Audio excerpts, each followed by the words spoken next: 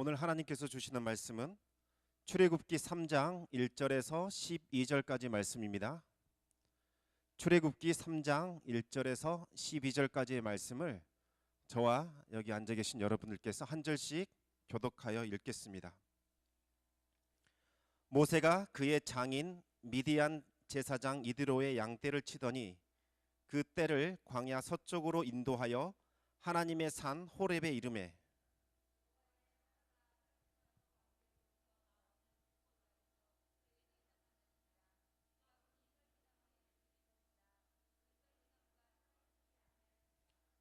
이에 모세가 이르되 내가 돌이켜 가서 이 큰 광경을 보리라.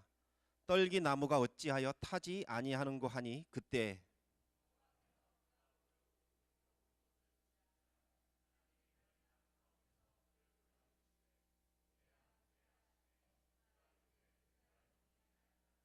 하나님이 이르시되 이리로 가까이 오지 말라. 내가 선 곳은 거룩한 땅이니 내 발에서 신을 벗으라.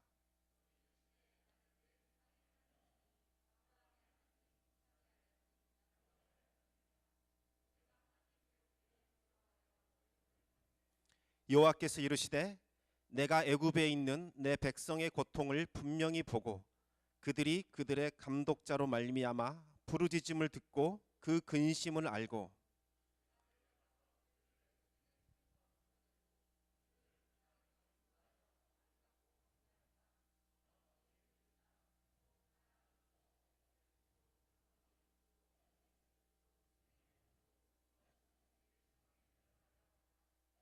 이제 가라. 이스라엘 자손의 부르짖음이 내게 달하고 애굽 사람이 그들을 괴롭히는 학대도 내가 보았으니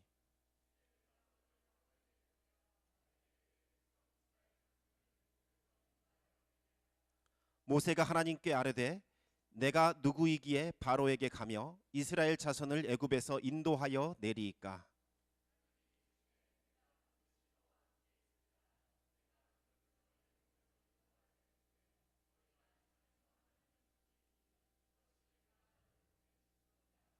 아멘. 자, 반갑습니다. 일주일 만에 일주일 못 보고 이렇게 보게 되었는데 아주 오랜만에 본 듯한 그러한 느낌을 갖습니다. 함께 인사하도록 하겠습니다. 샬롬. 네, 잊어먹으셨죠? 옆 사람과 인사하겠습니다. 샬롬. 예, 뒤에 분들과도 인사하겠습니다. 샬롬. 네. 하나님께서 우리와 함께 하심을 믿으십니까?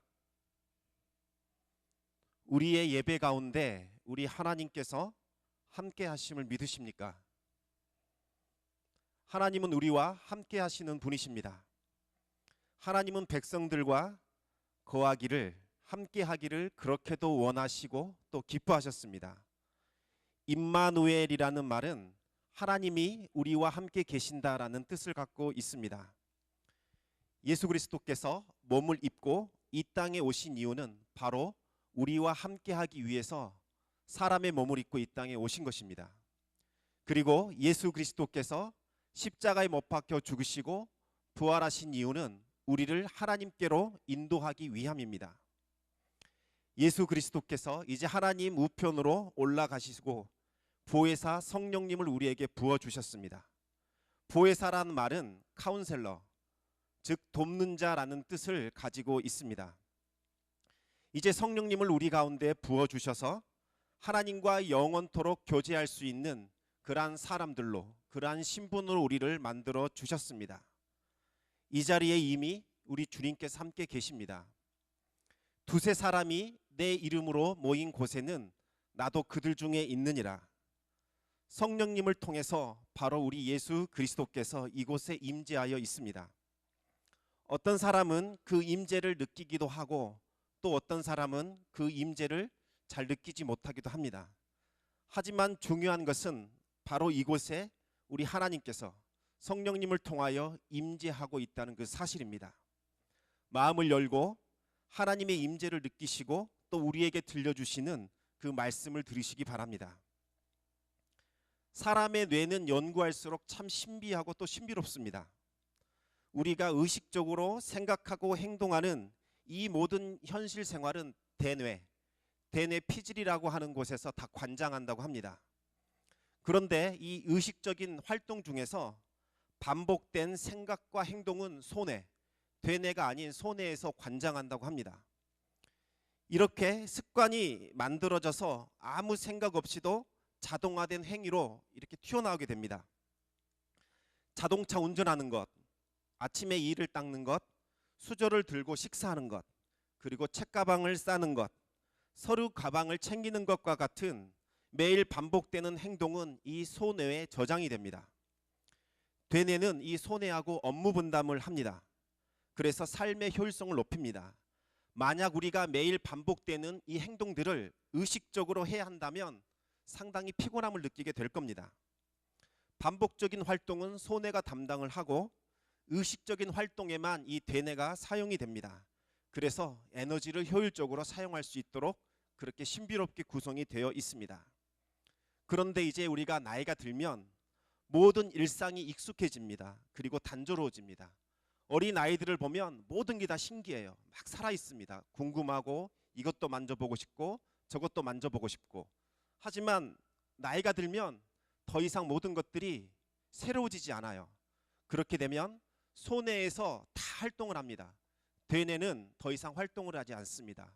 되뇌가 이제 잠을 자기 시작합니다. 그래서 나이가 들수록 일상이 익숙해지기 때문에 손해의 활동이 많아지고 되뇌는 그냥 멈춰 서게 됩니다. 오랫동안 되뇌를 쓰지 않다 보면 우리의 뇌가 사용하는 방법을 잃어서 갈수록 머리가 나빠진 것 같다. 요새는 머리가 잘 안 써진다라는 말을 하게 됩니다.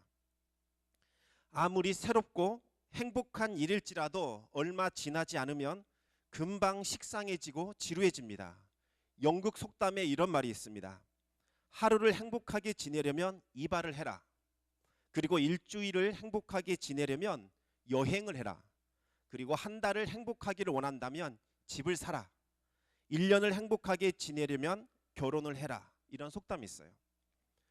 결혼 생활을 하게 되면 서로 알지 못했던 남녀가 같이 살기 때문에 흥분되고 설레고 좋습니다. 그렇지만 그 기간이 1년을 넘기지 못한다는 거예요. 왜냐하면 일상으로 느끼기 때문입니다. 더 이상 새로워질 것이 없어서 그 관계가 더 이상 노력하는 관계가 아니라 예측이 되고 반복된 습관처럼 서로가 서로를 만나기 때문입니다. 매일 반복되는 행위가 지속되면 무미건조함을 느끼게 됩니다. 의식적으로 의미를 발견하고 그 안에서 새로움을 추구하지 않으면 우리는 금방 매너리즘에 빠지고 맙니다. 뇌를 깨워서 늘 젊은 상태로 유지하는 것이 매우 중요합니다. 가장 중요한 방법, 뇌에게 젊음을 주는 가장 중요한 방법 중 하나는 뇌에게 휴식을 주는 것이라고 합니다. 머릿속에 있는 걱정과 잡념들을 없애고 딱 한 가지 일에만 집중할 수 있도록 휴식을 주는 것이 방법이라고 해요. 그래서 눈을 감고 음악을 듣거나 이렇게 예배에 나와서 모든 걱정을 버리고 오로지 하나님께만 집중하는 것도 좋은 방법입니다. 그 다음으로는 뇌를 주기적으로 적절하게 사용해 주는 거예요. 그래서 새로운 것을 배우는 습관을 들이면 뇌를 건강하게 하는데 도움이 된다고 합니다. 그리고 마지막으로 걷기, 달리기, 자전거 타기 등의 유산소 운동을 하는 것이라고 합니다. 알지 못하는 곳을 새롭게 산책하거나 여행하는 것도 중요하다고 합니다. 저희도 지난 1월 29일부터 2월 6일까지 15명이 캄보디아 단기 선교 활동에 다녀왔습니다. 지난해에도 한번 다녀왔기 때문에 프로그램을 준비하는 데는 큰 어려움이 없었습니다. 이번 단기 선교 활동에서 가장 크게 중점을 둔 부분은 하나님을 기대하는 것이었어요. 더 이상 하나님을 기대하지 않은 우리 자신들이 보였기 때문이에요. 의무감, 이것을 해야 할 것 같고 이것을 막 해야 될 것 같은 의무감은 많지만 이상하게도 하나님에 대한 기대가 많이 사라진 것을 보게 되었습니다. 하나님께서 내일은 어떤 일을 우리에게 보여주실까? 내 인생 가운데 어떻게 역사하셔서 얼마나 크고 놀라운 일은 보여주실까? 이러한 기대감들은 사라졌고 이제 하나님도 예측 가능해집니다. 이렇게 하면 하나님을 대강 만나고 예배드리고 이렇게 반복되는 단조로움이 계속해서 우리 안에 일어나는 거예요.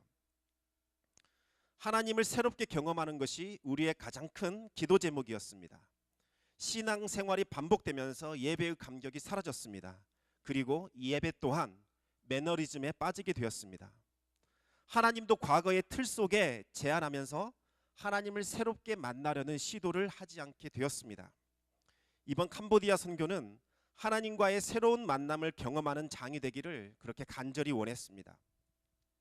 집사님 2분을 포함해서 총 15명이 한 팀을 이루어서 캄보디아라는 곳에서 사역을 했습니다.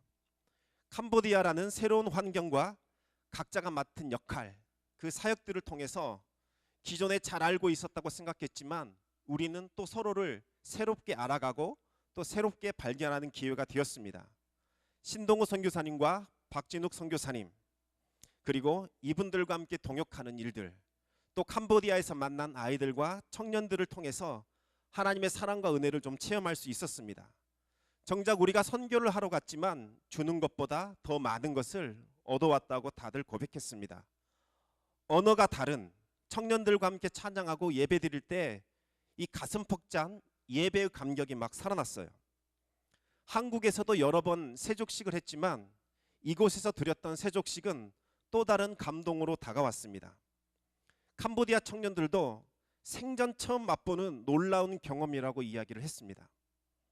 그 감격이 쉽게 사라지지 않아서 저희가 잠깐 유적지 탐방을 다녀오는 동안 내에도 계속 전화가 왔어요. 그 청년들 언제 와요? 계속해서 전화가 왔습니다. 그리고 늦은 시간까지 저희가 이제 공항을 출발하는 그 시간에도 그 청년들이 공항까지 따라왔습니다. 그리고 마지막까지 헤어지는 것을 매우 아쉬워했습니다. 캄보디아 선교팀 마음속에서도 진한 사랑과 은혜를 경험할 수 있었습니다. 저희들이 선교 현장 떠나기 전에 많은 사람들이 이런 이야기를 했습니다. 선교 현장에 가게 되면 하나님의 역사하심을 더 크게 체험하게 될 것이다. 저희도 이번에 더 큰 하나님의 은혜를 경험하고 왔습니다. 궁금증이 생겼어요. 왜? 유독 선교 현장에서는 강력한 하나님의 임재와 은혜를 경험하게 될까? 특별히 하나님께서 그 선교지를 더 사랑하셔서 그런 것일까? 물론 그럴 수도 있습니다. 하지만 그것 말고도 또 다른 이유가 있다고 생각합니다. 바로 예배를 드리는 마음과 자세가 다르기 때문이라고 저는 생각합니다. 캄보디아라는 새로운 곳에서 캄보디아 청년, 어린이들과 함께 예배드리기 때문에 저희는 어느 때보다 진지하고 간절하게 하나님의 임재를 구했습니다. 하나님, 아픔이 있는 이 땅, 이곳에 서로가 서로를 죽였던 그 살육의 현장, 하나님 위로받아야 할 이 심령들, 하나님께서 제발 이곳 가운데 우리를 통하여 하나님의 임재를, 하나님의 살아계심을 나타내 주시옵소서. 정말 뜨겁게 기도하고 간절히 하나님께 구했습니다. 만약 우리가 이 사람들과 함께 예배드리면서 하나님의 감격과 은혜를 느끼지 못한다면 정말 안 될 것 같은 그러한 마음들이 우리를 계속해서 짓눌렀습니다. 정말 전심으로 기도하고 예배드릴 때 이 청년들과 아이들도 뭔가 다르다는 것을 좀 느꼈던 것 같아요. 이 친구들도 정말 진지한 마음으로 하나님께 예배드리며 하나님 앞에 나아가는 것을 경험했습니다. 하나님께서는 이렇게 말씀하십니다. 너희가 온 마음으로 나를 구하면 나를 찾을 것이요 나를 만나리라. 이 번역기 이제 개역 개정이 나오기 전 온 마음을 다하여라는 마음을 전심으로 나를 찾고 찾으면 너희가 나를 만나리라, 이렇게 번역이 되어 있었습니다. 갈급함, 전심으로 하나님께 나오는 것이 하나님의 임재에 들어가는 가장 중요한 요소입니다. 우리는 반복되는 예배를 드리면서 예배를 드리는 우리의 마음과 자세가 무디어졌습니다. 우리의 마음이 새로워지고 우리의 자세가 바뀌면 하나님의 임재와 또 하나님의 기름 부으심도 분명히 달라집니다. 우리가 하나님을 새롭게 경험할 때 우리의 예배가 회복됩니다. 그리고 우리의 관계들이 새로워지게 됩니다. 오늘 함께 읽은 말씀을 통해서 하나님의 임재에 깊이 들어가는 방법에 대해서 한번 알아보도록 하겠습니다. 오늘 본문 말씀은 하나님께서 80세가 된, 모든 소망이 끊어진, 모든 기대가 다 사라진 모세를 부르시는 장면입니다. 모세는 이스라엘 사람이었지만 이집트 왕궁에서 왕자로 그렇게 길러졌습니다. 모세는 앞으로 이집트의 왕이 되어 이집트를 통치할 수도 있었습니다. 하지만 자신이 이스라엘 사람이라는 사실을 알고 나서는 그 왕의 자리, 왕자의 자리를 버리고 이스라엘 백성들과 함께 고난을 받기로 그렇게 결심했습니다. 계속 기다리던 그 중에 마침내 40세가 되었고, 이 40세 되던 해에 모든 기회가 찾아온 것처럼 그렇게 느껴지게 되었습니다. 한 이집트의 감독관이 노동하는 이스라엘 형제를 채찍질하는 것을 보았습니다. 마음속에 울분이 일어나서 모세는 그 감독관을 죽입니다. 이제 노예 생활을 하는 이스라엘 민족들이 모세를 지도자로 인정하고 모세에게 힘을 더해 줄 것으로 믿고 그렇게 생각했습니다. 하지만 정반대의 일이 일어났습니다. 이스라엘 민족은 모세를 인정하지 않았습니다. 거부했습니다. 너가 우리의 지도자로 세운 사람이 누구냐 도대체? 누가 너를 우리의 지도자로 세웠느냐? 내가 이집트 사람을 죽인 것처럼 우리도 죽이려고 하느냐라는 반응을 보였습니다. 모세는 무엇인가 잘못되었다는 것을 느꼈습니다. 자신을 믿어준 이 이집트를 배신했다는 사실이 이제 알려지게 될 겁니다. 그리고 자신이 그렇게 믿었던 이스라엘에게도 이제 배신을 당하게 됩니다. 모세가 할 수 있는 유일한 길은 광야로 도망가는 것뿐이었습니다. 이때 나이가 40세였습니다. 그 후 40년 동안 모세는 양떼를 돌보며 광야에서 생활을 하게 됩니다. 광야의 생활은 일상이 반복되는 정말 지극히 단조롭고 모든 것이 반복되는 지루한 삶입니다. 왕궁에서 화려한 삶을 살았던 모세에게 광야는 견딜 수 없는 그러한 힘든 곳이었습니다. 모든 꿈과 야망이 다 사라지고 그저 주어진 하루를 살아가는 단순한 삶을 무려 40년이나 모세는 반복해서 살아야 했습니다. 이때 하나님께서 모세를 부르십니다. 여기서 하나님께서 모세를 부르신 장면을 우리는 주의 깊게 한번 관찰해 보아야 합니다. 오늘도 하나님께서 이러한 방식으로 우리를 부르시기 때문입니다. 모세는 하나님의 산, 하나님의 산이라고 불렸던 호렙산을 지나가고 있었습니다. 이 호렙산은 또 신의 산이라고 불리기도 합니다. 처음 지나는 것도 아니고 40년 동안 여러 번 반복해서 지났던 그 호렙산이었습니다. 그런데 이날은 좀 이상한 광경을 봅니다. 떨기나무에 불이 붙어 있는 것이었어요. 사막에서 떨기나무에 불이 붙는 장면은 그렇게 특이한 장면은 아니라고 합니다. 보통 떨기나무가 바짝 말라있기 때문에 사막의 뜨거운 열기 가운데서 쉽게 불이 붙어 사그라진다고 합니다. 그런데 모세가 보았던 떨기나무 불은 오랫동안 타도 시들어지질 않았어요. 모세는 이 광경이 신기합니다. 이상하다. 왜 계속해서 불이 붙어 있지? 모세는 호기심을 가지고 가까이 가기 시작합니다. 하나님은 이와 같은 방식으로 우리를 부르십니다. 하나님은 우리의 평범한 일상 속에서 뭔가 특이한 일을 보여주셔서 우리의 관심을 이끌어내십니다. 마치 떨기나무에 불이 꺼지지 않는 광경을 통해 모세의 관심을 끄셨던 것처럼 우리의 일상에서 일어나는 특이한 일들을 통해 우리의 관심을 이끌어 주십니다. 하지만 이 일은 일상에서 많이 일어나기 때문에 주의 깊게 바라보지 않으면 그냥 지나칠 수 있습니다. 불 붙었나 보다 가자. 이렇게 하면 하나님께 나아가는 것이 좀 어려워집니다. 하지만 만약 주의 깊게 이상하다? 좀 이상하네? 이런 생각을 가지고 한 발 다가가면 하나님께서 들려주시는 세미한 음성을 우리는 들을 수 있습니다. 이와 같은 것을 접촉점이라고 부릅니다. 하나님께서 우리와 만나시는 이 접촉점들이 우리의 삶 속에 많이 있습니다. 갑자기 건강이 나빠집니다. 내가 평생 건강이 좋을 거라고 생각했는데 어느 날 갑자기 건강이 나빠져요. 뭔가 이상하다. 왜 이렇지? 라고 하는 것도 접촉점이 될 수 있습니다. 평소에는 그냥 살다가 이제 중요한 시험, 내 일생을 좌지우지할 것 같은 그 시험을 만나게 되면 우리는 기도하게 됩니다. 이것도 하나의 접촉점이 될 수 있습니다. 또 승진을 앞두는 것, 이것도 우리의 접촉점이 됩니다. 그리고 예기치 않은 갑작스러운 사고가 일어나는 것, 이것도 하나의 접촉점이 될 수 있습니다. 갑자기 삶이 무의미해집니다. 이렇게 살아서 뭐하나 라는 답답한 마음이 드는 것, 이때도 하나님을 경험할 수 있는 접촉점이 됩니다.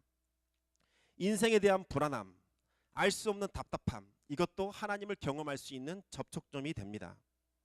단기 선교에 초청하거나 수련회에 초청하는 것, 그리고 계속해서 한 사람이 나에게 전화를 자꾸 보내고 문자를 보내서 관심을 보내는 것, 이것도 하나님께서 우리를 만나시는 접촉점 중에 하나입니다.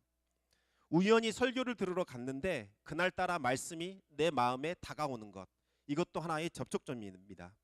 그리고 아는 선배가 조언을 해줬는데 그 조언이 떠나지 않고 마음속에 남아있는 것, 이것 또한 접촉점이 될 수 있습니다. 기대하지 않았는데 성경 공부 가운데 성경 말씀 한 구절이 계속해서 마음에 남아있는 것, 이것도 또한 접촉점이 될 수 있습니다.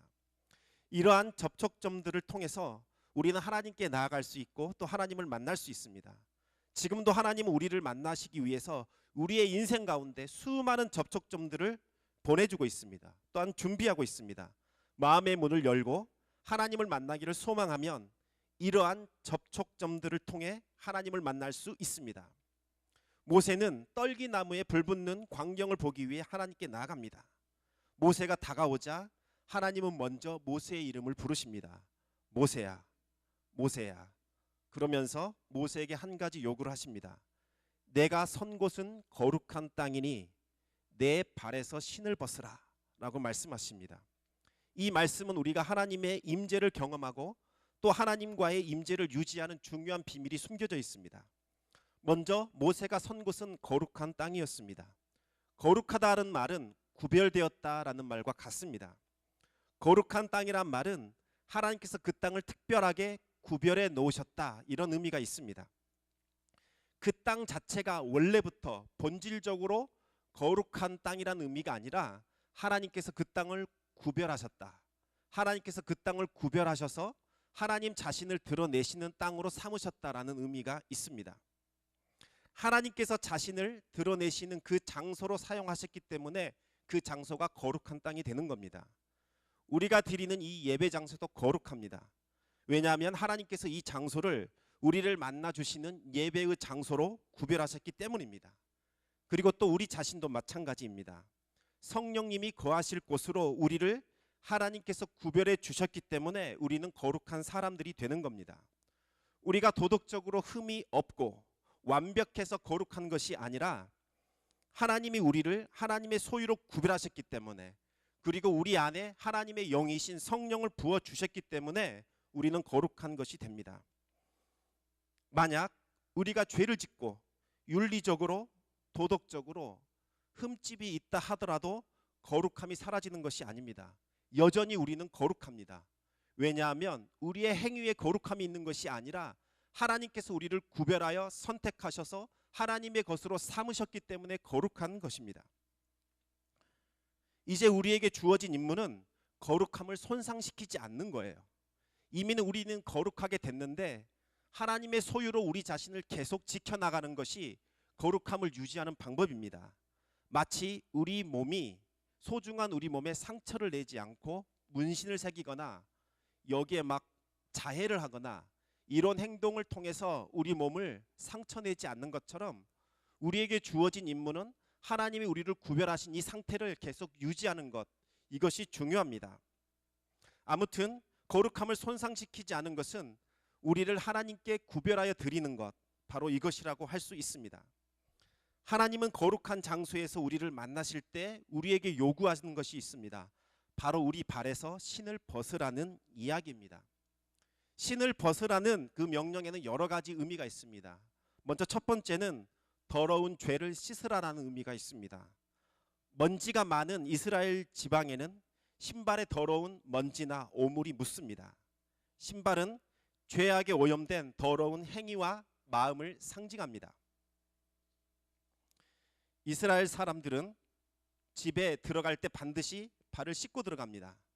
만약 멋진 집에 초대받았는데 내 발에 흙탕물이 묻어서 더러워졌다면 들어가기 전에 마땅히 발을 씻어야 합니다. 신을 벗고 발을 씻은 후에 들어가는 것이 초대한 주인에 대한 최소한의 예의와 존경입니다. 신을 벗으라는 것은 죄를 벗어버리고 깨끗한 상태를 유지하라는 의미와 같습니다. 하나님은 죄와 함께 거하실 수 없습니다. 사람은 죄를 가진 채로 하나님 앞에 설 수 없습니다. 하나님의 임재 앞에 우리가 서기 위해서는 먼저 우리의 신발을 벗어야 합니다. 즉 나의 죄악을 깨닫고 내가 죄인임을 고백하며 나의 죄를 하나님 앞에 회개해야 합니다. 보통 사람들은 이렇게 생각합니다. 나는 제법 괜찮은 사람이다. 죄악으로 우리의 마음이 무뎌져 있기 때문에 회개를 해야 할 필요를 잘 느끼지 못합니다. 모세도 하나님의 임재 앞에 서서 하나님으로부터 내 신을 벗으라 그 말씀을 듣기 전까지는 그 사실을 알지 못했어요.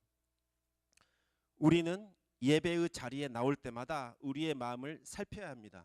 그리고 하나님 앞에 거리낌이 있거나 하나님 앞에 용서받아야 할 죄가 있다면 먼저 회개해야 합니다. 성령님께 우리의 죄악을 지적해 달라고 기도해야 됩니다. 우리의 무디어진 마음이 회개할 바를 모르기 때문에 성령 하나님 오셔서 저에게 회개의 영을 불어넣어 주시고 제가 이 시간 하나님께 회개해야 할 제목들을 알려주십시오 라고 먼저 기도해야 합니다. 예수 그리스도의 보혈만이 우리 죄를 씻을 수 있습니다. 하나님의 임재 앞에 나가기 위해서 예수 그리스도의 보혈을 우리는 의지해야 됩니다.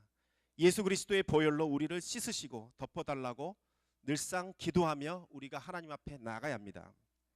둘째로 신을 벗으라는 명령에는 철저하게 순종하라는 의미가 담겨 있습니다. 그 당시에는 오직 자유자, 자유인만이 신을 신을 수 있었습니다.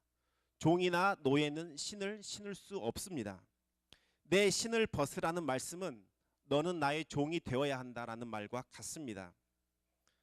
하나님과의 그 올바른 관계, 이 올바른 관계가 설정되지 않고서는 우리는 결코 하나님의 임재를 경험할 수 없습니다.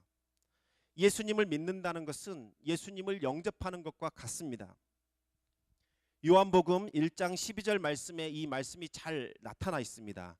영접하는 자, 곧 그 이름을 믿는 자들에게는 하나님의 자녀가 되는 권세를 주셨으니, 이 말씀을 따르면 예수 그리스도의 이름을 믿는다는 것은 예수 그리스도를 영접하는 것과 같다라는 말입니다. 그런데 잘 이해가 안 돼요. 예수님을 영접한다는 뜻이 잘 다가오지 않습니다. 이 말씀을 좀 더 깊이 우리가 알기 위해서 요한복음 1장 10절과 11절을 살펴봐야 합니다. 이렇게 적혀 있습니다. 그가 세상에 계셨으며 세상은 그로 말미암아 지은 바 되었으되 세상이 그를 알지 못하였고 자기 땅에 오매 자기 백성이 영접지 아니하였으나. 쉽게 예를 들면 어느 나라에 왕이 있었습니다. 이 왕이 잠시 동안 여행을 갑니다. 그리고 이야기합니다. 내가 잠시 여행 갔다 올 테니 너희들 잘 지키고 있어라 라고 백성들에게 당부를 합니다. 그리고 기간이 차서 이제 왕이 다시 자기 나라로 돌아옵니다. 그런데 백성들 중 아무도 왕을 알아보지를 못해요. 심지어는 왕을 영접하지도 않습니다. 아무도 왕을 대접하지 않아요. 그래서 왕이 문 밖에 서서 기다리고 있습니다. 진정한 백성이라면 왕으로 인정하여 집안으로 모셔드려야 됩니다. 예수님을 믿는다는 것은 예수님을 만왕의 왕, 만주의 주로 내 중심에 모셔드리는 것을 말합니다. 예수님 밖에서 그대로 계시고 저는 저대로의 삶을 살겠습니다. 이게 아니라 마음의 문을 열고 예수님 들어오셔서 제 중심 가운데 왕이 되어 주십시오. 제 주인이 되어 주십시오라고 모셔드리는 것, 영접하는 것, 이것이 바로 믿음입니다. 예수님을 나의 왕으로 내 삶의 주인으로 모셔드리는 것을 말합니다. 즉 신을 벗는다는 것은 내가 종의 자리로 내려가고 하나님을 내 삶의 주인 자리로 모셔오는 것을 말합니다. 우리의 조상 아담은 정반대로 행동했습니다. 자신의 삶의 주인 노릇하고 싶어서 하나님을 삶의 중심에서 내어 쫓았습니다. 자신의 힘으로 선악을 분별하고 싶어서 하나님을 내어 쫓는 반역죄를 저지른 것입니다. 반역의 결과 에덴 동산에서 추방을 당합니다.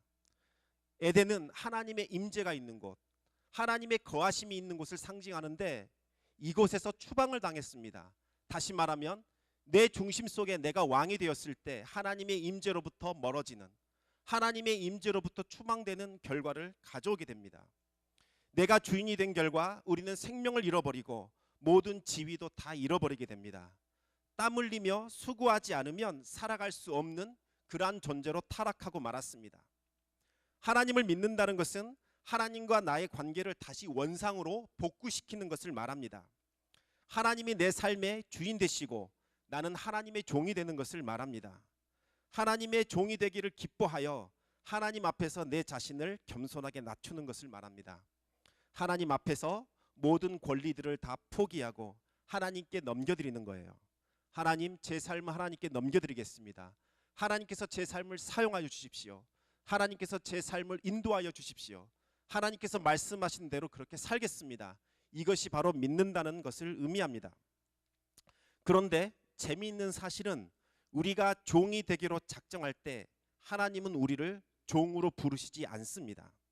하나님은 하나님의 자녀로 우리를 삼아 주십니다.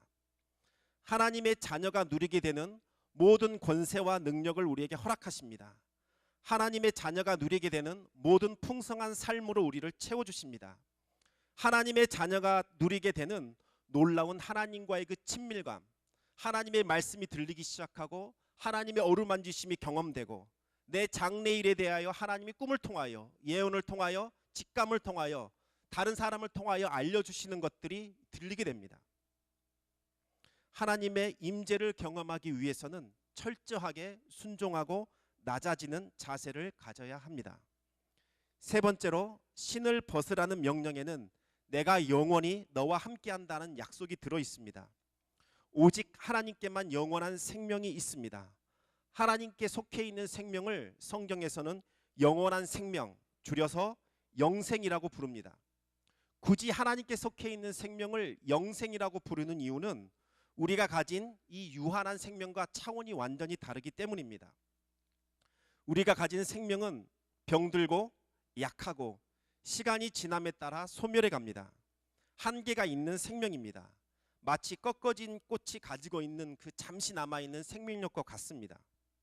이미 죽어있는 생명입니다. 잠시 동안 희미하게 생명이 붙어 있을 뿐입니다. 모든 피조물들은 하나님이 부어주시는 그 생명에 붙어 있어야 살아있을 수 있습니다. 그렇게 하도록 만들어졌어요. 하나님이 가지고 있는 생명은 무한한 생명력입니다. 끊임이 없어요. 그 생명력이 피조물들에게 부어지게 됩니다. 하나님은 그 신성한 생명, 바로 신의 생명을 우리에게 부어주시기를 원하십니다. 오직 하나님과 교제하는 자에게만 그 생명이 부어집니다. 이 영원한 생명, 영생은 우리가 육체의 몸을 벗어버리고 하나님 나라에 들어갈 때 충만하게 경험할 수 있습니다. 그러나 이 세상에서도 그 생명을 맛볼 수 있습니다. 저는 간혹 이런 비유를 드는데 피곤하고 지쳐서 만성 피로에 시달리던 사람이 한 3일 정도 깊은 숲속에 들어가서 며칠간 쉬는 거예요. 아무것도 하지 말고 먹고 자고 쉬고 한 이틀 정도 지나면 3일째 되는 날 아침에 놀라운 생명력을 경험합니다. 이 산이 주는 기운이 느껴지기 시작하고 뭔가 이 활력이 막 솟아나는 것들을 느끼게 돼요. 아주 이 생명력, 이 갖게 되는 이 생명력은 하나님이 부어주시는 하나님이 임재 가운데 느끼는 그 생명력과는 비교할 수 없습니다. 우리의 죄의 짐이 벗겨지고 우리 안에 하나님의 기름 부음이 넘쳐날 때 우리가 느끼게 되는 그 생명력과는 도저히 비교할 수 없지만 우리가 그것들을 생각해 볼 때 하나님이 우리에게 주시는 그 영생을 조금은 이해할 수 있어요. 이 생명력이 지금은 잠시 하나님의 임재, 하나님과의 교제를 통해서 잠시 맛볼 수 있지만 우리가 하늘나라에 가면 이 충만한 생명력을 우리가 덧입게 됩니다. 끊이지 않고 우리 삶 속에서 우리의 생명이 되어서 흘러넘치는 것들을 경험하게 됩니다. 하나님을 떠나서는 결코 이 풍성한 삶, 풍성한 생명력을 경험할 수 없습니다. 우리의 죄악을 고백하고 하나님께 철저히 순종함으로써 우리가 하나님의 임재 안에 머무를 때 하나님이 부어주시는 풍성한 삶을 경험하고 맛볼 수 있습니다. 신을 벗으라. 하나님의 이 말씀에 순종할 때 우리는 하나님의 임재 안으로 들어갈 수 있습니다. 모세는 하나님의 말씀에 순종하여 즉시 신을 벗었습니다. 모세는 하나님의 임재 가운데 이제 머물 수 있게 되었습니다.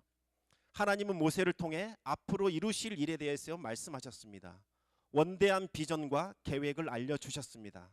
우리는 하나님을 떠나서는 우리 인생의 계획과 목적을 알 수 없습니다. 오직 하나님 안에서만 우리의 참된 목적과 계획을 알 수 있습니다. 과거 모세는 이스라엘의 지도자가 되고 싶은 소망이 있었습니다. 자신의 민족을 위해 좋은 지위를 버린다는 좋은 명분도 있었습니다.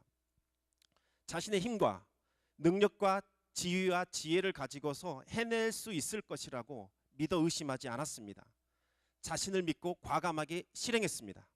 그러나 완전히 실패했습니다.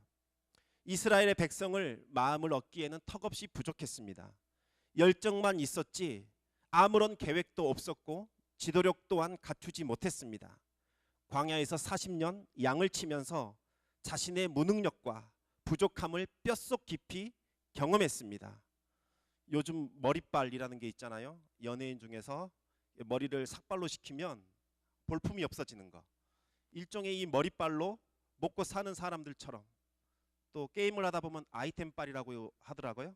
아이템을 많이 가지면 이 적은 능력을 가지고서도 상대방을 제압할 수 있는데, 이 아이템이 다 벗겨지고 나면 있는 실체가 드러납니다. 모세는 자기에게 덧입혀졌던 그 모든 것이 자신의 것이 아니라는 사실을 알았어요.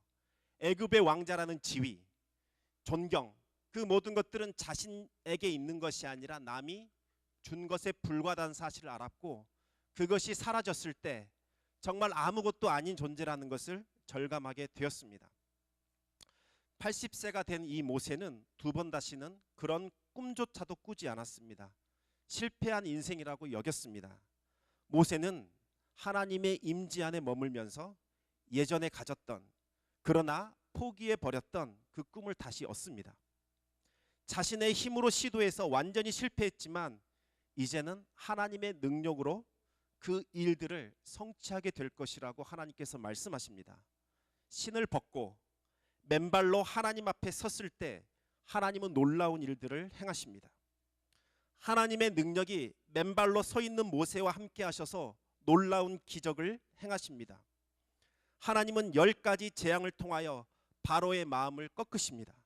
그리고 이스라엘 민족을 한데로 묶어내십니다. 홍해가 갈라지는 기적을 통하여 바로의 군대를 몰살시키시고 이스라엘을 건져내십니다. 낮에는 구름 기둥, 밤에는 불 기둥으로 더위와 추위로부터 이스라엘을 보호하십니다. 매일 만나와 메추리를 보내셔서 이스라엘을 먹이셨습니다. 반석에서 물이 나게 하셔서 이스라엘이 목마르지 않게 하셨습니다. 수많은 죄악과 불순종에도 불구하고 하나님은 맨발로 선 모세를 통하여 약속의 땅 가나안까지 무사하게 이르게 하셨습니다. 하나님의 임재 안에 들어가십시오. 하나님의 임재를 꿈꾸시기 바랍니다. 그 안에서 우리는 놀라운 풍성한 생명을 얻을 수 있습니다. 우리를 향한 하나님의 놀라운 계획과 뜻을 발견하고 그것을 성취할 수 있습니다. 신을 벗으십시오. 날마다 예배 가운데 예배 앞에 나오기 전에 여러분의 마음속에 있는 죄악을 하나님께 회개하십시오.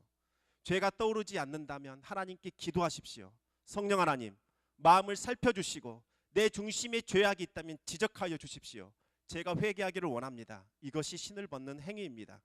또한 여러분의 마음을 살피십시오. 내 안에 내가 중심되어 내 마음대로 살려고 하는 속성이 있다면 내려버리십시오. 하나님을 모십시오. 하나님, 저는 제 인생을 이끌어갈 실력도 지혜도 없는 사람입니다.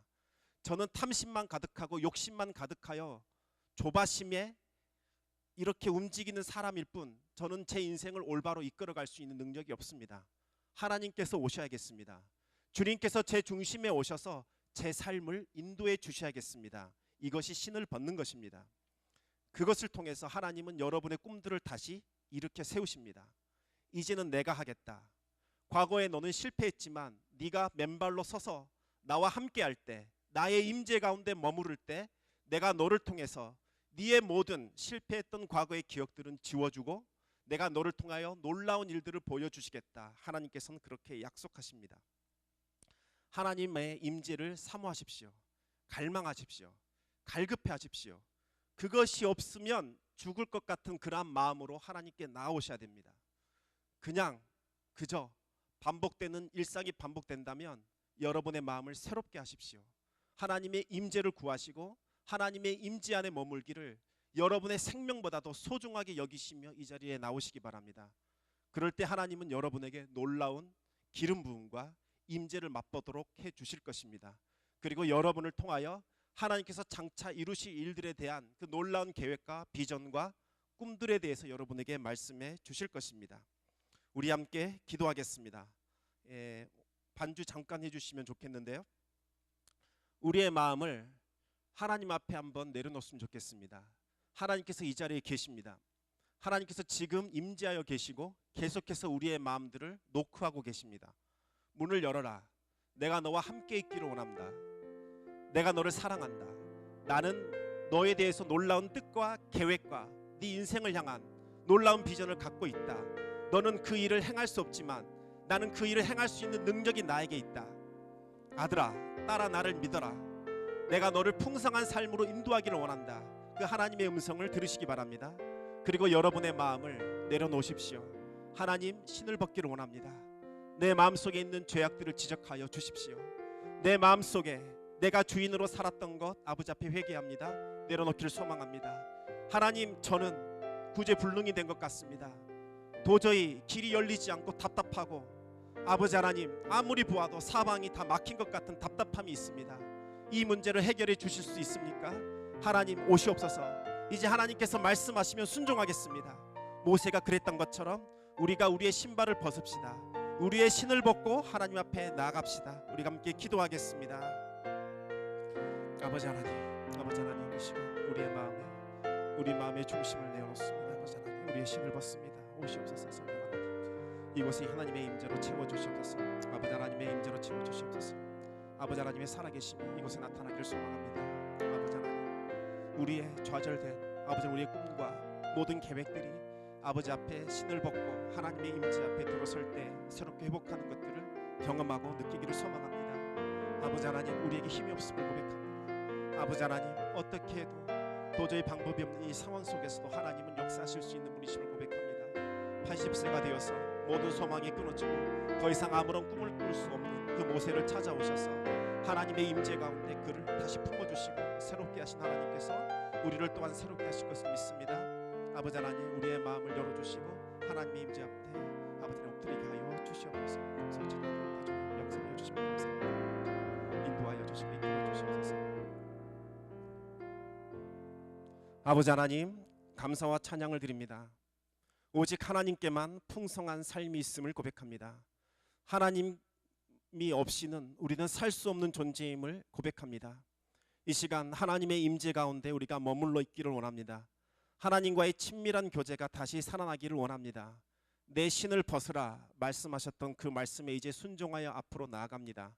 아버지 하나님, 우리의 죄악들을 아버지 앞에 내려놓습니다.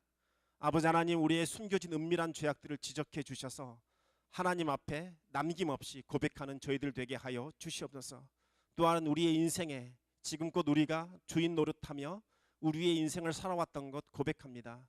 아버지 하나님, 계획했던 모든 것들이 다 실패하였고 꿈꾸었던 모든 것들이 다 파산하는 경험을 아버지 하나님 갖게 되었습니다. 하지만 우리가 이제 중심 가운데 하나님을 모셔드립니다. 아버지 하나님, 우리의 잃어버렸던 꿈들, 소중한 그 모든 추억들과 아버지 하나님, 우리의 간구들이 다시 살아나기를 원합니다. 아버지 하나님, 이제 하나님께서 대신 일하여 주시옵소서. 아버지 앞에 순종하며 나아갑니다. 하나님, 우리를 통하여 놀라운 일들을 보여 주시옵소서. 잃어버렸던 소중한 모든 꿈들을 아버지 하나님 다시 기억나게 하여 주시고 주님 안에서 성취하는 역사가 일어나게 하여 주시옵소서. 이 시간 몸과 마음과 생각과 모든 것 아버지께 드리오니 하나님, 우리를 붙잡아 주시고 하나님의 사랑과 하나님의 임재로 우리를 덧입혀 주시옵소서. 감사와 찬양 드리며 예수님의 이름으로 기도하옵나이다. 아멘.